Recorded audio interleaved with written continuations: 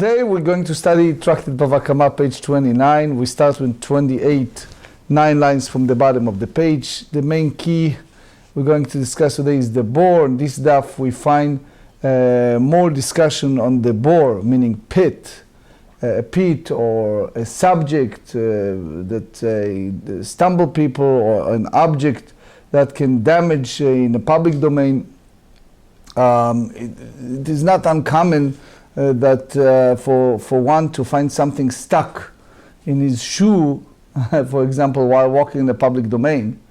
One man remove some gum, leaving it in the public domain. He's wonder if it was permitted.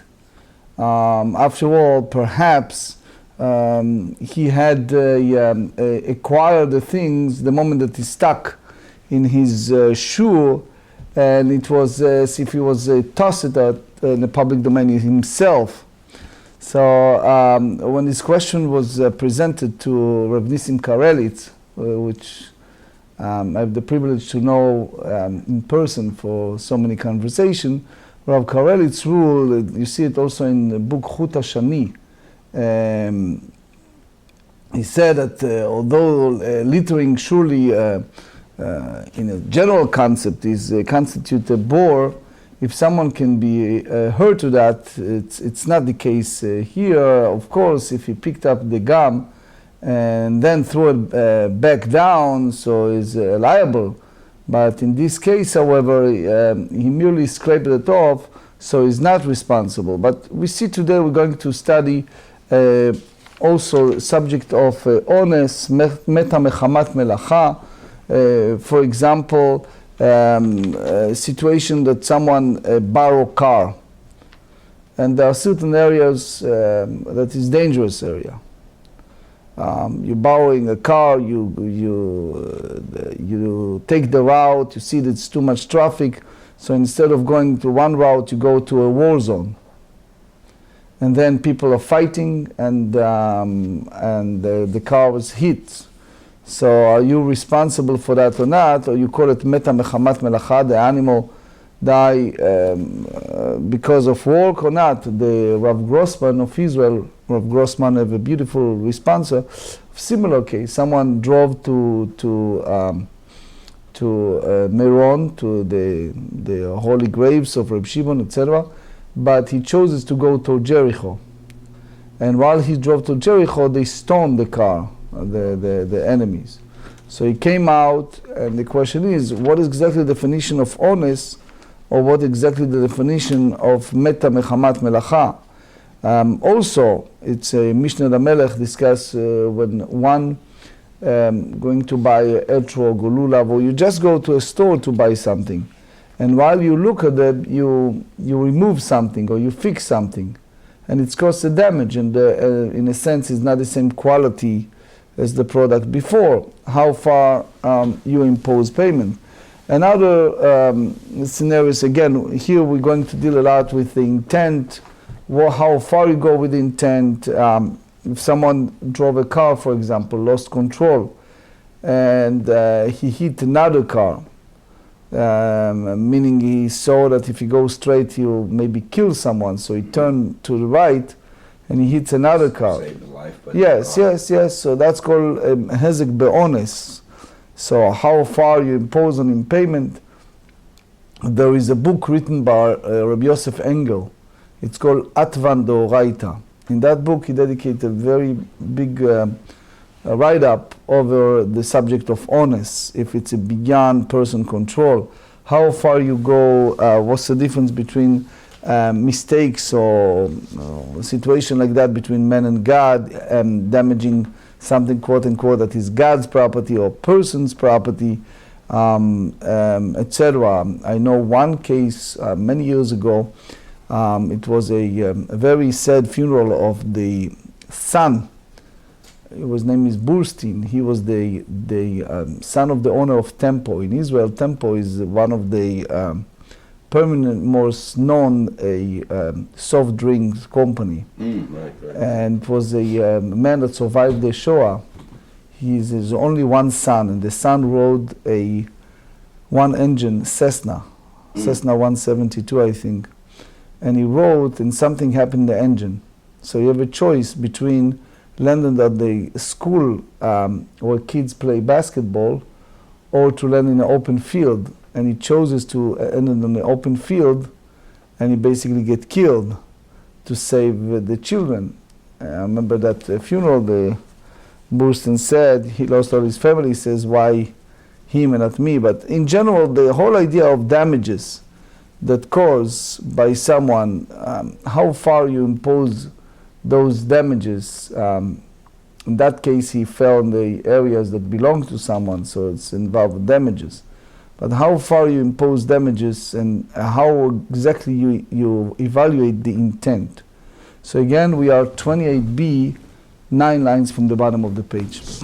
Rabbi Yehuda Omer mitkaven chayav. The Mishnah said that Rabbi Yehuda tells us if someone carry a kad, meaning a jar in a public domain, and all of a sudden it fell, so you have to differentiate between his intent. If it was in his intent, he needs to hold the total liability, otherwise not. So the Gemara asks, what do you mean by saying that he has that intent? He intend to take it down from his shoulder. So the Tosfot Rabbeinu Peretz explain that a person have to be careful very much not to watch, not to have a daydream or out of space when he does this type of thing. If not, it's not considering an honest, and therefore he is totally responsible. So that's the meaning of what Rabbi Yehuda meant. If the owner of that card, of that jar, intended to remove that jar from his shoulder, so he is responsible. But if he's not intent and the card is broken by itself, so those pieces that left in the water fall on the ground, so he is exempt because he did not intend that this card, this jar, will be broken that way. First view, אמר רבא נתכוון להורידה למטה מכתפו. אמר לאביי, מכלל דמחייב רבי מאיר אפילו נפשרה. You mean to say that Rabbi Meir hold even this picture is disintegrated, right? Yep. We still, it is in his shoulder. So that's total honest. אמר לאין מחייב הרבי מאיר אפילו אוזנה בידו. Even the handle is a hand. He's imposed the total liability. Amai. So they said, why? Anusu, honest Rahmana Patri. Why you say that he is it's a victim of something that is totally unavoidable? And the Torah said in a case that was a raped maid, that a young woman was raped. So the Torah said for her, it wasn't in her consent, in her intent.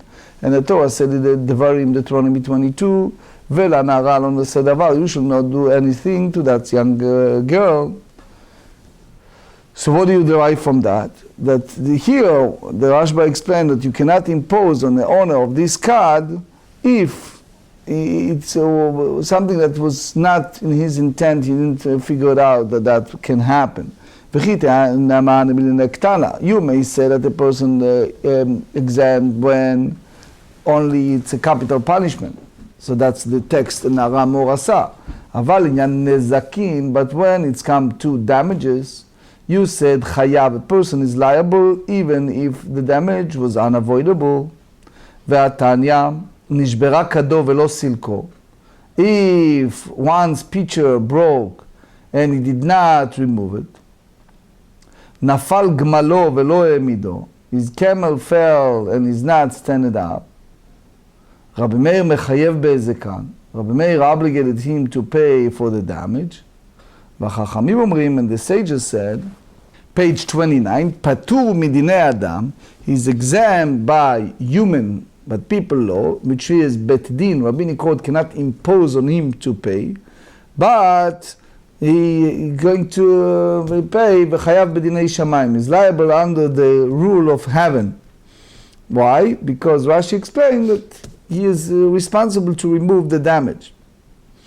Reb Chaim Ibrisk asked a question. If you remember, we learned on page 23, let's say a person caused a fire. But before he caused a fire, he looked and he saw a huge a wall, standing wall. So he figured out the fire up to that wall, nothing happened. All of a sudden it was like a tsunami or something like that, and the wall just collapsed. And now the fire went further on to other location. Do you impose on him payment? Because lichura you can say, this is ruach she'ena metzuya. That's what we're going to study. Right. If it's not a common wind, so why he needs to be obligated? It was an unavoidable accident. Non-avoidable accident. Yeah. So let's see it first in the Gemarrah. ומודיעים חכמים לרבי מאיר באבנו סכינו מסעו שניחם בראש גגו ונפלו ברוח מצויה והזיקו שהוא חייב. The sages agree with Rabbi Meir that if he left at the top of the roof stone, knife, things like that, and fell, so he's obligated. מודה רבי מאיר לרבנן במעלה קנקנין על הגג, that if they agree with the sages, if someone brought a jugs up into the roof, ומנותר קנקנים הוא סן חנוכה, right? So that's bring it to the top of the roof, על מנת לנגבם, you want naturally that to dry them out by the sun, ונפלו ברוח שאינה מצויה והזיקו שהוא פטור. So if it's abnormal strength of wind, so he is exempt. So you see here, according to Rabbi Meir, that he is much stringent when it's come to law of damages, that he agreed that he is not obligated to pay this damage that happened in honest, above the person's capability. For example, ruach she'ena metzuya, uncommon, abnormal wind. So how you cannot explain the view of Rabbi Yehuda? He said b'mitkaven chayav, the same as Rabbah. So back to a question Reb Chaim Brisk asked. Someone caused a fire. He saw a wall. He figured out the fire stopped there. Suddenly it was the ruach she'ena metzuya, sudden, strong, abnormal wind. Do you say that he's liable? Why he's liable? So the Stipler explained, the late Rav Kanievsky explained, he says, when it's come to fire, esh mazik, it's cause the damage. So you didn't stop it, so you're responsible. But here with the kankanim, when those jugs fall in the unnoble wind, he's exempt. Why? Because the fire caused this damage. You can, יכולת לעצור ולא עצרת. You have the opportunity to stop it and you didn't. So therefore we were obligated. But that's what we're going to see here. Rabbi Yehuda and Rabbi Meir, they disputed. If you have a cud, if you have the jar that fall and cause damage, so if it caused damage that the consequential, which means that is another one gets this damage, Rabbi Meir hold that is poshea. Right? And Rabbi Yehuda said no. So let's see it. אמר רבי בתרא פליגי בשעת נפילה ופליגי לאחר נפילה. They disputed before. It means two different, one, if this jar or the water cause damage at the time they fall, or if it happens after it was enough time to remove that potential damage. פליגי בשעת נפילה בנתקל פושע. מר סבר נתקל פושע הוא, ומר סבר נתקליו פושע הוא. So they disputed in the time that of the person's fall with regard to whether or not one he stumbles, thereby causing his jug to break, considered negligent. So one sage, which is Tana Kamma hold, Rabbi Meir hold, that one stumble is considered negligent. Why? Because he's careless, and his carelessness caused him to stumble. So he's liable for the damage caused by the shards of the jug, which broke as a result of his stumbling. Umar Savar, which is Rabbi Yehuda hold, that one stumbles is not considered negligent. Pligil achar nefila, the disputed with regard to damage caused after the person's fall. מפקיר נזקיו. מר סבר, תנא קמא hold מפקיר נזקיו חייב. ומר סבר, רבי יהודה hold פטור. רבי יהודה hold that he is exempt from paying restitution, as it does not belong to him anymore. So the Gemara asks, Kumimai, how do you know, well you know that this interpretation derived? Midiktane tarte, the fact that the Mishnah speaks about two different circumstances. One, hukhlak echad b'mayim. One person is slipped in the water. Right? Second, or shelaka becharsit, was injured by the shards. So why the Mishnah needs to say both? היינו הך, אלא לאו אחי כאמר, הוחלק אחד למים בשעת נפילה, או שלקה בחרסית לאחר הנפילה. One is sleeping in the water at the time of the person falls, and one injured by the shard after the person's fall. So usually a person mafkir, it's give away the charsim. So it means that's after the nefila. So in conclusion, you see here that according to Abaye, we are speaking here about two different circumstances that Rabbi Meir disputed to Rabbi Yehuda. One, if the jar broke in the public domain and then is fallen down the water, and the other one is nishbera kado bershut harabim, is the cad broke in the public domain, or shelaka becharsit, which means he wasn't honest, the owner of the cad, he mafkir and somebody else caused the damage. So the Mishnah Lamelech basically ask a question. If someone go to the lulav and etrog market before Sukkot, you're checking the lulav, and all of a sudden you cause the lulav to be pasul. Why? Because while you check it, you did something, you fix something, you remove something, and you cause it. Broke the pit over Right. So one said, pay me. The guy sell it. The guy who checked it said, well, I check it. Is that considering nitkal poshea, and therefore is chayav or not? It's a discussion, but based on this Gemara, you see how far you go. Medmetidin betarte, Braita name betarte. So it means that the Braita also speak about two different avenues. So one is broke his jar, and the other one is if it's the camel fall. That can be either the time the fall is jar or after.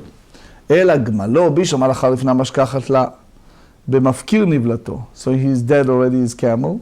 So you can say that that's applicable when it happens after. But how can it occur at the time of the fall? Ravacha responded and said, so it means that where the owner passed and the camel through the water, and is covering a path but the swollen banks of a river, and he stumbled. So it means that this river was alal gdotav, is overflow. And therefore, Rashi explained it's cover everything around it. It happened in this city, I read once in the 50s, that suddenly it was a flooded city. I remember in 2003 we have something like that also. Yeah, years ago, years ago. If you tell me that it was another route that he could have been taken, so he's really certainly negligent.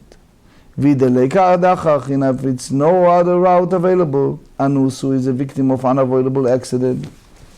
And all would agree that he was not liable. You say that happened when such a case is found where the owner stumbled and the camel stumbled over him. So what do?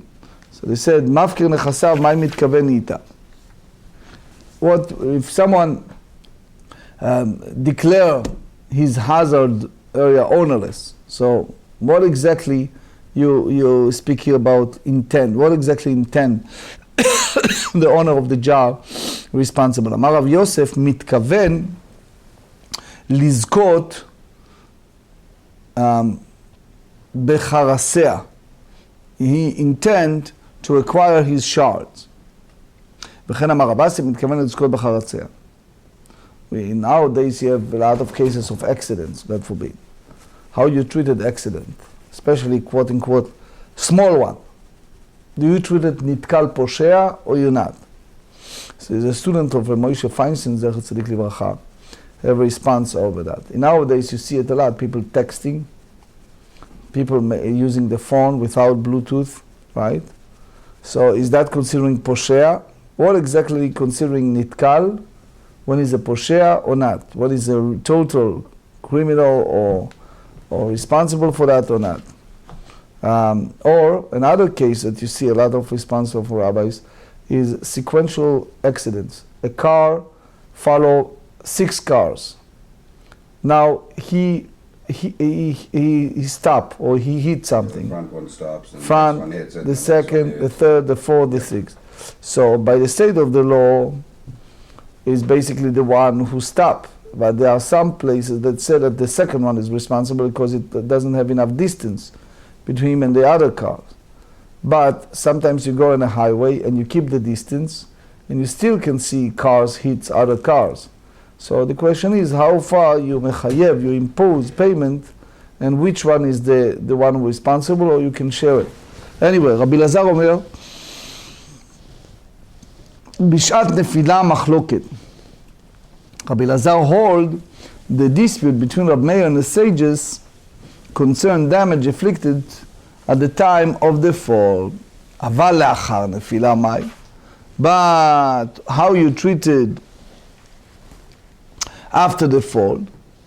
So he said, דברי הכל, פטור. Does everyone agree that the owner of the jug exempt from liability? והעיקר רב מאיר דמחייב. You have the Rab Meir that deem is liable, since he's not removed the shards. אלא מאי דברי הכל חייב. You tell me that everyone said that he is liable. So if that's the case, העיקר והעיקר רבנן דפטרי, you have the sages who deem him exempt. אלא מאי בשעת נפילה. So they said, אף בשעת נפילה, וכמה שמלן כאביי. 29b, ורבי יוחנן אמר לאחר נפילה מחלוקת. Rabbi Yochanan says the dispute between Rabbi Meir and the sages that concerned the damage inflicted, it was after the fall. אבל בשעת נפילה מאי? So but at the time of the person fall, what is the halacha? דברי הכל פטור. You mean to say that everyone agrees, both Rabbi Meir and the sages hold that the nitkal, it's not considering poshea, so therefore it is exempt. Gemarrah Rabbi Yochanan lekman, what? We're going to study Mitzvah page 31. לא תימא מתנית רבי מאירי, דאמר נתקל פושע הוא. Right? That over there, they speak about 2 merchants, שני קדרים, that walk in the public domain. One is sequential order, as we said about the accident, right? And one hits the other. How you treat it? So they said, מכלל דרב מאיר מחייב, אלא למה דברי הכל חייב, ועד נתקמה רבי יוחנן לכמה לא תימא מתניתין רב מאירי, כלומר נתקנו פושע ומכלל דפטרי רבנן, לכמה שמלן, דמפקיר נכסיו דהכה ודפטרי רבנן, דאנוסו, ועד מפקיר דעלמא מחייב. So Rashi here said, דמפקיר נכסיו דהכה, דתחילת אונס הוא דפטר רחמנא. At the beginning you said that it was beyond a person's control. המפקיר נכסיו דעלמא כגון ששליחו מדעת, that he was intent when he threw it away, וכגון בור ברשות הרבים יהיה ופית in a public domain, מחייבה ואחי כאמר לאחר נפילה מחלוקת. After his fall is disputation. כלומר, היי מחלוקת דפליג רב מאיר ורבנון בהפקר נכסיו. רש"י said, לאחר נפילה הוא שהתחילתו על ידי נפילה, אבל די השלכה לא פליגה. So I think Rashi have an issue that the way that the Gemara here ascribed to Rabbi Yochanan, it's not really connected to what Rabbi Yochanan himself said. Because according to Gemara, the intent of Rabbi Yochanan to say that only one who mafkir nezakav, which means he take the hazards and he make it ownerless. So the Rabbanan said that he is exempt. Aval in general, but in general he is considering a poshea. So so Rashi have an issue what Rabbi Yochanan meant to say לאחר נפילה מחלוקת. But you see also from the Pnei Yoshua and you see from the Afla'ah that they disputed what exactly Rabbi Yochanan meant here. And the Machloket is basically the halacha, because you see in the Rambam, in Perek Yud Gimel, in chapter 13, in Ilchot, Nizkei Mamon, halacha Zayin. You see also in Tu Shulchan Aruch, in the Siman the Holy Semis Rabbi Yochanan. Pnei Yoshua hold since Rabbi Lazar hold the Betarte Pligei, it means that according to Rabbi Yochanan, they're not disputed only Bechada, which means according to Rabbi Meir, he is not Nitkal Poshea, and therefore if he's Mafkir, if he's or declare ownerless for his hazard materials, and then he let it go. So it's basically it's still considering a pshia. According to Rabbanan, is anus. That's also Rabbi Peretz explained. But you see also in Tosfot Rabbi Akiva Iger on the Mishnah that he explained what Tosfot said in Amud Aleph. Dibur Matchil Plige, that also Rabbi Yochanan Plugtayu, regardless if it's the Shat Nefila or Achar Nefila. Bishat Nefila means that he didn't have enough time, that he have enough time to remove it. According to Rabbi Meir, Nitkal Poshea Chayav. According to Rabbanan, is exempt.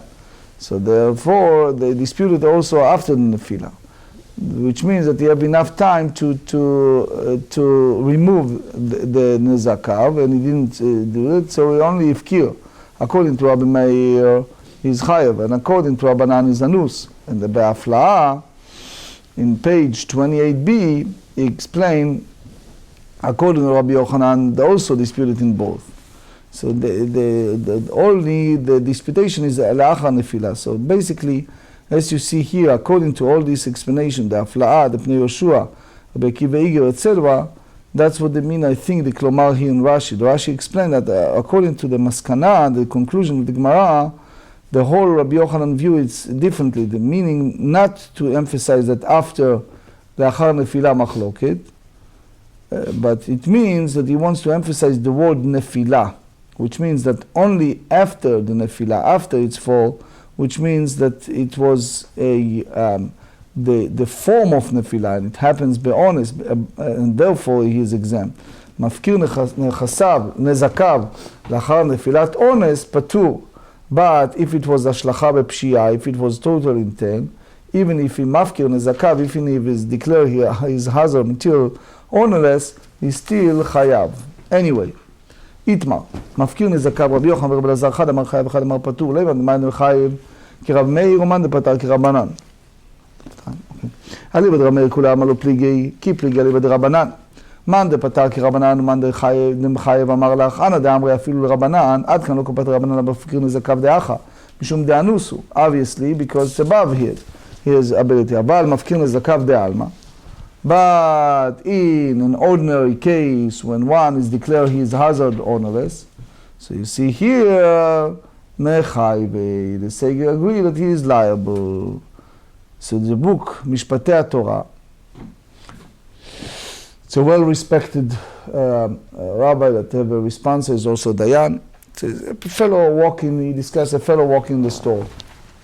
And he checks different bottles, for example, bottles of wine, bottles of oil, and he broke them. I believe that question posed before surveillance, right? Mm-hmm. And that person disappeared, okay?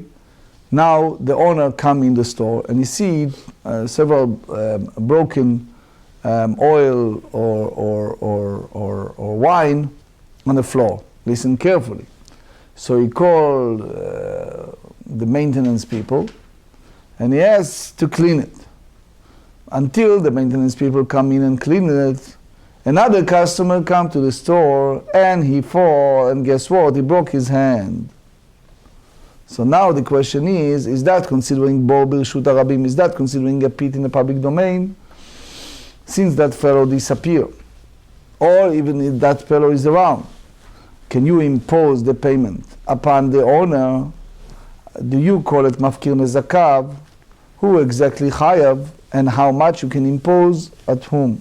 It's a beautiful response in the book Mishpatei Torah based on this Gemara.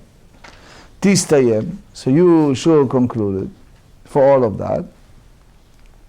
So you determine that this is the Rabbi Elazar הוא דאמר חייב, מפקיר נזקיו. דאמר רבי אלעזר משום רבי ישמעאל, שני דברים אינם ברשותו של אדם. There are two things that are not in a person's control, meaning in the person's domain. והסען הכתוב כאילו ברשותו, which is there are two entities that are not in a person's legal possession, and nevertheless the pasuk rendered him as though he is in the possession of, with his regard to certain halachic responsibilities. ואלו הן, and these are, בור ברשות הרבים, a pit that he dug in a public domain, וחמץ משש שעות ומעלה, and leavened bread remaining in his possession on the eve of Pesach from 6 hours, which means from noon onward. Tistayem, so you concluded that Rabbi Elazar is the one who says that he is liable. So Rabbi Yaakov Bloy, one of the poskim, ask a question similar to that. You have a meltzar, you have a waitress, for example, the wedding, professional one. So he carried this big plate, and all of a sudden he was about to serve the people with soup, let's say. And all of a sudden, boom, the soup fell on the person and ruined his shirt, his suit, etc., etc. Brand new suit that person come to the wedding, right? The question is, who is responsible? And how much you can impose responsibility in that, right? Based on this Gemarrah. Anyway, in general, you see the whole question of chametz mishesh shaot v'mala. Rashi said, אין חמץ ברשותו, דאייתי אסור בהנאה, והשאור הכתוב כאילו ברשותו לעבור עליו בל יראה ובל ימצא. So it's a famous Gemarrah in Pesachim, the famous נודע ביהודה, and the קצות החושן. When exactly the person violated the בל יראה ובל ימצא? The Rav Sternbuch and also the Rav Wozner, זכר צדיק לברכה, they ask a question about the chametz בתוך הפסח. If it's not belongs to you, do you allow to burn it? If it belongs to a non-Jew or belongs to a Jew that you're just aware of that, so it's in yours. What exactly the right you have over burning it, if that person is mafkiret, right? הוא אמר רבי אלעזר אחי ואמר רבי אלעזר איפכא דתנן. הוא learned in Mishnah in page 30, ההופך את הגלל ברשות הרבים והוזק בהם אחר חייב בנזקו, ואמר רבי אלעזר לא שנו אלא שנתכוון לזכות בהם, אבל לא נתכוון לזכות בהם, פטור, he is not intent to have them, so he is exempt. על מה מפקיר נזקיו פטור. You see here that the Rabbi Elazar opinion that one who declares his hazard ownerless is not liable. So that's basically the opposite, it contradicts the conclusion that we said earlier. אמר רבא ברבא שהחזירה למקומה, that when here we talk about the situation where he put the dung back in its original position. So it means he's not liable because the hazard was not created through this action. אמר רבי נמשל דרבא ברבא, למה הדבר דומה? למוצא בור מגולה וכיסהו וחזר וגילהו. So that's basically a return to the same way. It was a pit, he covered and then he opened it. So it's exempt of the damage. So the same here. Since he bring it to the original place, so he's exempt. Remember the story we said earlier, the gum, right? The Rav Karelitz. Omar leMarzut Rambri the Rav Mari Ravina midame. How you compare the two? Hatam when he covered the pit, lo istalek lo maaser rishon. Hacha istalek lo maaser rishon. So it's a shiur adaf. He discussed how do you compare the two. But anyway, הלא דמי אלא למוצא בור מגולה ותממה וחזר וחפרה. דיסתלו מעשר ראשון כימלא ברשותו. אלא אמר רב אשי, כשהפכה לפחות משלושה. He just turned it to less than 3 handbreadth. So the dug less than 3 tfachim from the ground. So his action does not suffice to undo the first deed.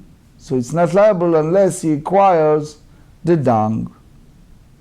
ומאי דוח כדרבי אלעזר לאוקמי כגון שהפכה לפחות משלושה טפחים, תמה דכי נתכוון לזכות בה. He intend to acquire it so then he is חייב. האם נתכוון לזכות בה? לא. לו כבר למעלה משלושה, ואף אגב לא נתכוון לזכות בה חייב. אומר רבא מתנית הקשיטי, מהי עיריה? הפך, להתנהג ביה, ליצאת שמע מינה, אלא שמע מינה, כל הפך למעלה משלושה הוא. So it's less than שלושה טפחים.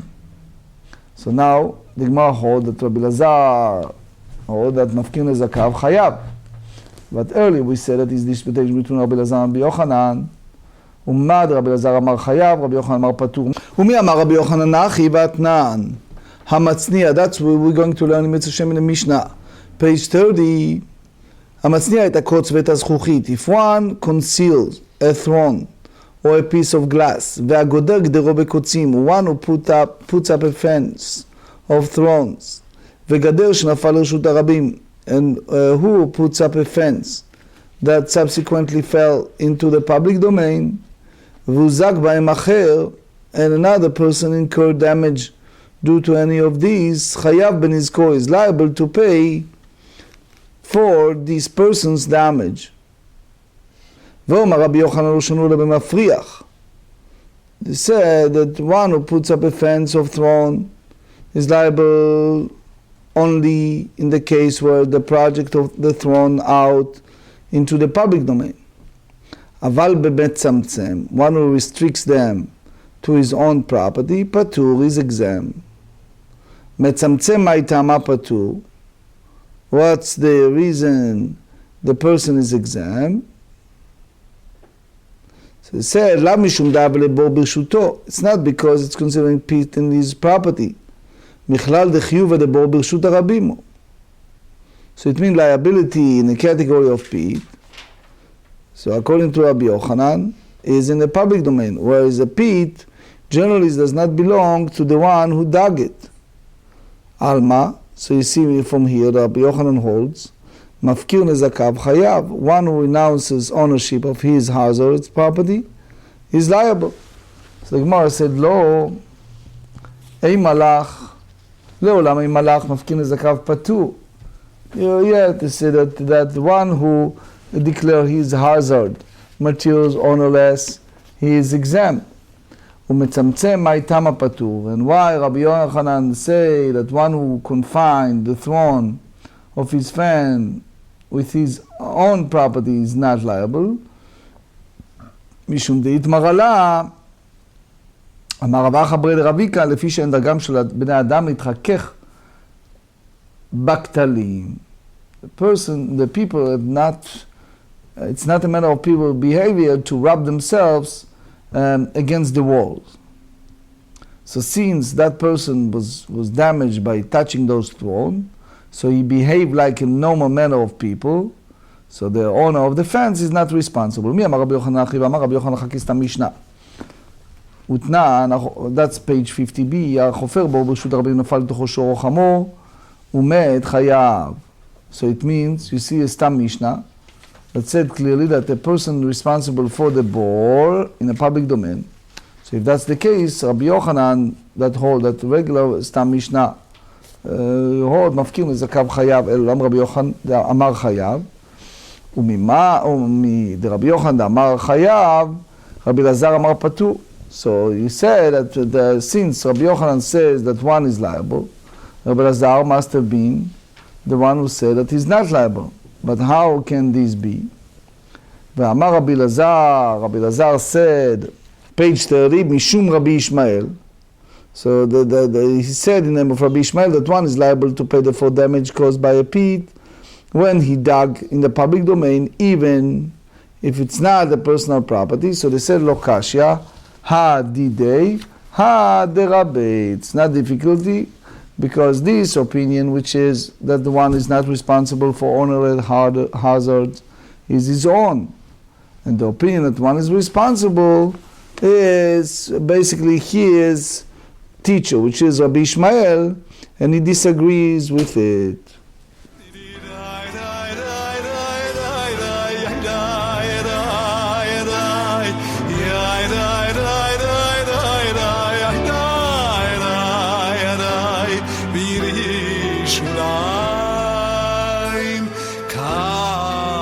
to